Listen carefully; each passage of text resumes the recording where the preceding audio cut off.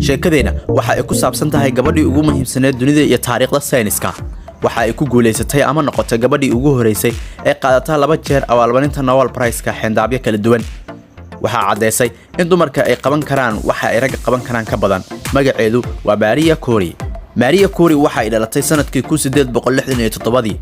waxay ku soo barbaartay caasimadda waddanka Poland ee Warsaw xilligii boqortooyadii Ruushka ee haysatay. magaceeda asal ahaan waa Maria Lewandowska. waxay ahayd gabar aad u fiican dhanka waxbarashada. waxa ay la kulantay caqabado waaweyn oo ka hor yimid oo ahaa in ay bursato riyooyinkeeda, sababtuna waa inay tahay qof dumar ah. waxaa loo diiday inay ceersato riyadeeda oo ay ku biirto jaamacadda sarsare. laakiin Maria diyaar uma ahayn inay isdhiibto. waxay diyaar u ahayd inay gasho halgan adag. waxa ay ku biirtay jaamacad loo yaqaanay Floating University oo ahayd jaamacad si sir ah wax u barta ardayda waddanka Poland. Maria waxay noqotay macallimad dadka si gaar ah wax u barta si ay lacag u hesho.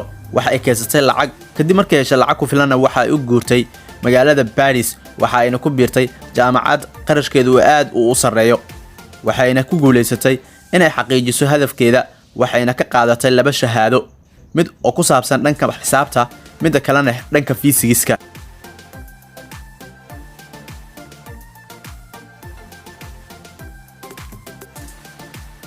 Mary inta ay ku sugnayd Paris oo ay wax baranaysay ma aysan haysan qarash ku filan. mararka qaarna waxa ay cuni jirtay xabad rootiya iyo koob kafee ah si uu u badbaado. mararka qaarna waxa ay la kulmi jirtay wareer ay ugu wacan tahay nafaqa darrada haysata. Paris waxa ay ka heshay jaceylkeeda. magaciisana waxa uu ahaa Maria Curie oo ahaa fiisigiste. Mary kaliya lama uusan wadaagin Mary qalbigiisa, sidoo kale waxa ay la sheergareyn jirtay si ay wax u soo saarto laabka uu lahaa Mary waxay aad ugu xiiso qabtay inay ku laabato waddanka Poland, laakiin markay imaatay waxay aragtay in dhaqanka dadka waxba aysan iska bedelin oo weli aan ixtiraam ku filan la siinin gabadha wax baratay. waxayna dib iskaga laabatay magaaladii Paris ee awalkii hore ay ka timid. maalmo yar kadib markii Mary ay ku soo laabatay magaalada Paris, waxay isguursadeen jaceylkeedii Mary. waxayna noqdeen 2 qof oo aad isku caawiya kana shaqeeya dhanka cilmi baarista. labadooda waxay ahaayeen kuwa aad isku fahansan oo sameeya cilmi baarisyo badan. Curie waxay ahayd mid aad ula dhacsan saynisyahanka ay guursatay. waxayna ahaayeen labadooda kuwa aad u horumariya wax badanna alifay nolosha. Henry wuxuu ahaa saynisyahankii ugu horeeyay ee alifay radiation-ka. waxaana 1896 Henry helay in uranium-ka ay soo deynayso shucaac la mid ah midka X-ray-ga ama raajada.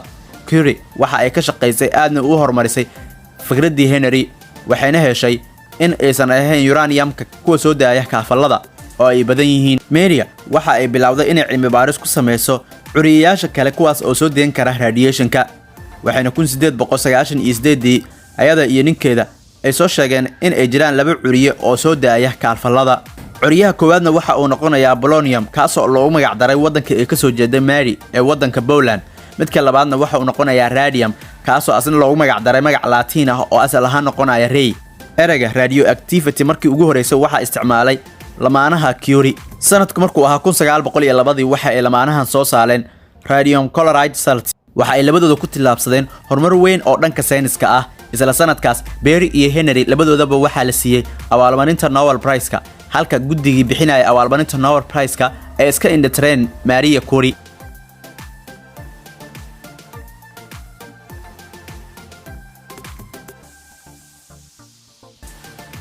inkastoo ay diideen guddiga bixinaya abaalmarinta Nobel Prize-ka inay aqoonsadaan dadaalka Maria, laakiin ninkeeda waxa uu cadeeyay ama garab istaagay xaaskiisa. wuxuuna dunida u cadeeyay in Maria Curie si adag ay uga shaqeysay waxyaabaha ay soo saareen.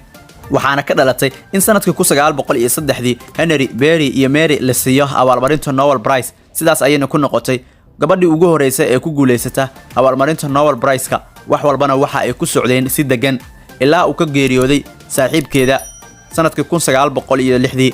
Mary waxa ay dareentay in wax walba dib ay u burbureen, laakiin waxa ay ku qasbaneed inay sii wado shaqadii ay la bilowday saaxiibkeed, ismana dhiibin. waxa ay ka shaqeysay inay aad u horumariso macdanta kaafalka bixisa.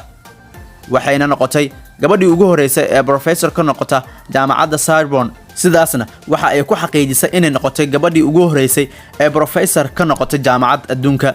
sanadkii 1911 waxa ay ku guuleysatay abaalmarin kale oo Nobel Prize ah, laakiin markaan waxa ay ku guuleysatay dhanka chemistry-ga.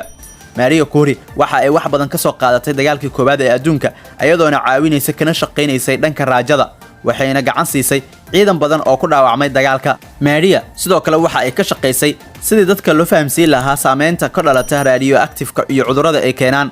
Maria waxa ay ka shaqeysay radioactivity-ga shaqadeeduna waxa ay noqotay mid midho dhal ah ayada la'aanteedna cudurro badan oo maanta jira lama daaweyn lahayn.